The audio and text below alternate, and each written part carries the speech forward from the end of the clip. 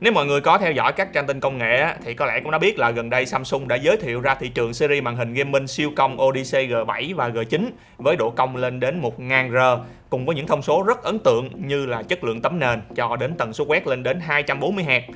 Dĩ nhiên là dòng G7 và G9 đã gây được rất nhiều ấn tượng cho người dùng khắp thế giới. Cho dù vậy thì không phải ai cũng có cơ hội sở hữu và trải nghiệm cảm giác chơi game trên những chiếc màn hình siêu cong này. Nguyên nhân chính là vì giá bán khá cao so với mặt bằng chung của các loại màn hình gaming hiện tại. Tuy nhiên có lẽ vì muốn phổ cập màn hình siêu cong tới nhiều đối tượng người dùng hơn, cho nên là vừa mới đây Samsung đã chính thức ra mắt thêm một dòng màn hình nữa mang tên Odyssey G5, giữ nguyên độ cong 1000R và có thể xem như là phiên bản cắt giảm về ngoại hình cũng như hiệu năng, cùng giá bán chỉ bằng chưa tới một nửa so với dòng Odyssey G7. Để xem Samsung đã làm những gì để có thể định giá bán lẻ của Odyssey G5 ở một mức thấp như vậy, hãy cùng mình tới với phần tiếp theo của video ngay sau đây.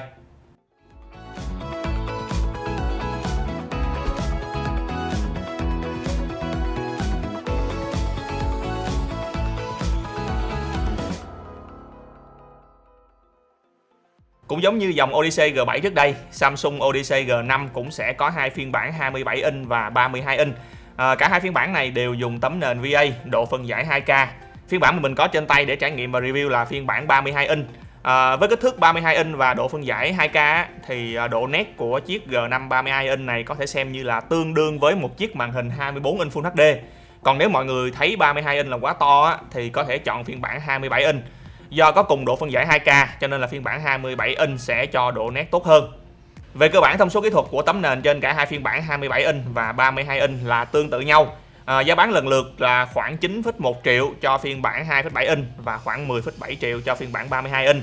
Giá bán lẻ này thì chỉ mang tính chất tham khảo ở thời điểm mà mình làm video này thôi nha. Vì có thể một số bạn sẽ xem video này sau vài tuần hoặc là vài tháng thì lúc đó thì có thể giá sản phẩm đã thay đổi rồi. Cho nên là mình sẽ để link sản phẩm ở dưới phần description để mọi người theo dõi và tiện cập nhật nha. Mặc dù đều sử dụng tấm nền VA nhưng mà chất lượng tấm nền của Odyssey G5 là có thể xem như là chưa thể so sánh được so với Odyssey G7. Tấm nền VA trên G7 hỗ trợ độ phủ màu rộng hơn, màu sắc rực rỡ hơn, tốc độ đáp ứng và tần số quét cũng nhanh hơn khá là nhiều so với G5. Tuy nhiên nói vậy không có nghĩa là tấm nền VA trên Odyssey G5 có chất lượng kém đâu nha. Theo như Samsung công bố thì chiếc màn hình này có khả năng hiển thị 99% không gian màu sRGB. Mình có đo thử lại bằng thiết bị cân màu chuyên dụng thì độ phủ thực tế đạt khoảng tầm 94 tới 95% sRGB và khoảng 72% DCI-P3, đủ để đáp ứng nhu cầu chơi game, giải trí hàng ngày. Ưu điểm của tấm nền trên Odyssey G5 là độ tương phản tĩnh lên đến 2500/1, giúp cho màu đen của màn hình sâu hơn, hình ảnh hiển thị rõ ràng hơn, nhất là ở những cảnh tối khi xem phim và chơi game.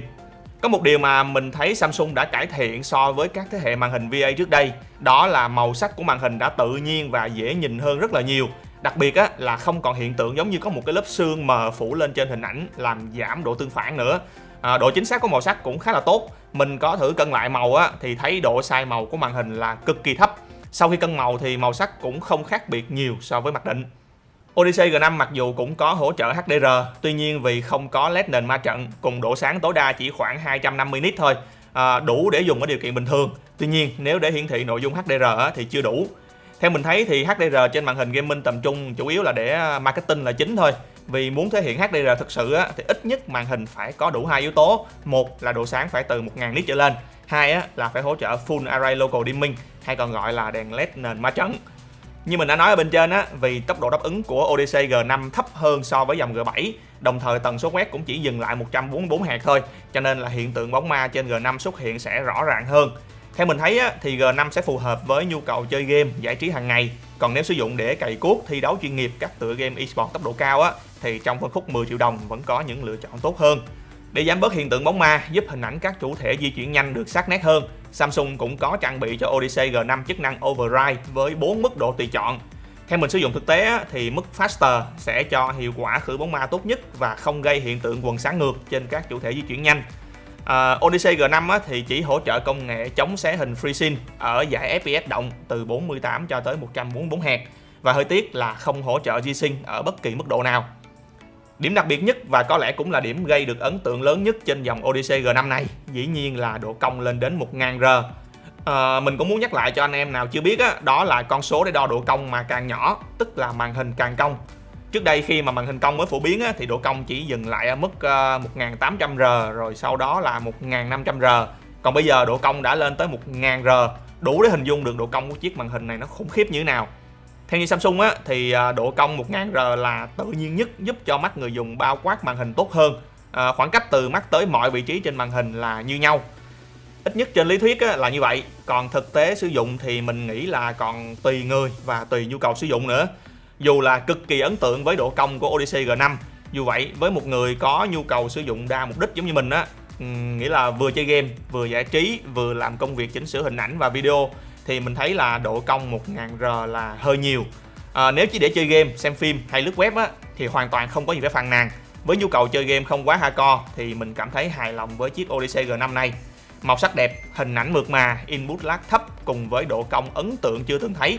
Có thể xem đây là những ưu điểm mà mình nghĩ là đã đủ để thuyết phục đại bộ phận game thủ hiện nay rồi. Tuy nhiên khi chuyển qua sử dụng để làm đồ họa, thiết kế thì chính độ cong của chiếc màn hình này lại là nhược điểm. Hình ảnh bị bẻ cong quá nhiều sẽ gây khó khăn trong quá trình làm việc. Nhưng mình rất hay chỉnh sửa hình ảnh, đôi khi nhìn vào tấm hình á thì không thể chắc được là cái đường thẳng nó đã thực sự thẳng hay chưa, hình ảnh có còn bị biến dạng quá hay không. Nói chung theo mình đây không phải là một chiếc màn hình phù hợp nếu như mọi người có nhu cầu vừa chơi game vừa làm những công việc yêu cầu độ chính xác cao về tỷ lệ và kích thước của hình ảnh. Trước khi kết thúc video thì mình cũng muốn nói sơ qua một chút về thiết kế của chiếc màn hình Samsung Odyssey G5 này. Vì là phiên bản rút gọn của G7 cho nên là Odyssey G5 cũng đã bị lược bỏ đi khá nhiều các chi tiết trang trí cao cấp, như là các chi tiết cách điệu bằng màu sắc và chất liệu khác, đèn LED RGB hay là chân đế lật xoay. Giờ vỏ của Odyssey G5 được làm hoàn toàn bằng chất liệu nhựa đen. Chân đế cũng là loại cố định và chỉ có thể ngửa lên hoặc là úp xuống một góc giới hạn chứ không có thể lật xoay tự do giống như dòng G7 được. Độ cứng cáp của chân đế theo mình thấy là cũng tạm ổn. Tuy nhiên có một điều mà mình không đánh giá cao lắm á, đó là một chiếc màn hình giá 90 triệu đồng mà phần chân đế chữ V chỉ được làm hoàn toàn bằng nhựa thôi, không hề có lõi kim loại bên trong. Nếu anh em không muốn sử dụng chân đế mặc định á, thì Odyssey G5 cũng có hỗ trợ chuẩn VESA 75x75mm để gắn các loại chân đế hoặc là tay màn hình của bên thứ ba đang bán trên thị trường. Các cổng kết nối cho màn hình bao gồm có một cổng HDMI 2.0, một cổng DisplayPort 1.2 và một ngõ cắm headphone. Hơi đáng tiếc là Odyssey G5 không được tích hợp loa trên màn hình. Dù chất lượng có thể không cao nhưng mà đôi khi không muốn sử dụng tai nghe thì có một cái loa chống điếc có vẫn còn hơn không. Có một điều nữa mà mình khá thích, đó là menu của màn hình nhìn rất là trực quan và được điều khiển bằng một joystick duy nhất ở bên cạnh dưới, loại bỏ hoàn toàn các nút bấm không cần thiết. Menu của Odyssey G5 có giao diện gọn gàng, dễ nhìn, đặc biệt là khi tùy chỉnh một thông số trong một set đi kèm với nhau á, thì các thông số còn lại sẽ được hiển thị sẵn để người dùng tùy chỉnh nhanh hơn. Ví dụ như là khi chỉnh độ sáng á, thì thông số tương phản và độ nét cũng sẽ hiển thị ở trên và dưới luôn. Muốn đổi qua đổi lại chỉ cần dùng joystick bấm lên xuống rất là nhanh và tiện. Ngoài ra trong menu của màn hình cũng có sẵn các chế độ hiển thị khác nhau để người dùng lựa chọn. Chế độ giảm ánh sáng xanh cùng khả năng chống nháy hình để bảo vệ mắt cũng được tích hợp sẵn. Nói chung lại thì Samsung Odyssey G5 đã làm tốt công việc là một chiếc màn hình gaming giải trí hàng ngày, cho dù nằm ở phân khúc có rất là nhiều đối thủ cạnh tranh. Tuy nhiên điểm đặc biệt nhất giúp Samsung khác biệt so với phần còn lại chính là độ cong chưa có bất kỳ đối thủ nào có. Như mình nói lúc nãy độ cong 1000R thì vẫn có những ưu và nhược điểm riêng. Tuy nhiên nếu bạn là một người dùng chủ yếu sử dụng màn hình để chơi game, xem phim và giải trí hàng ngày thì đây là dòng màn hình rất đáng để thử qua, nhất là với những game thủ thích cảm giác sử dụng màn hình cong. Về giá và nơi bán thì mình sẽ để link ở bên dưới phần description để mọi người tiện tham khảo nha. Còn bây giờ mình cũng xin kết thúc video này tại đây. Nếu có bất cứ thắc mắc gì mọi người cứ comment hỏi thoải mái nha, mình sẽ cố gắng giải đáp đầy đủ và sớm nhất có thể. Còn bây giờ xin cảm ơn tất cả các bạn đã quan tâm theo dõi, đừng quên nhấn like và subscribe nếu thấy video này hữu ích. Xin chào tạm biệt và hẹn gặp lại trong các video tiếp theo.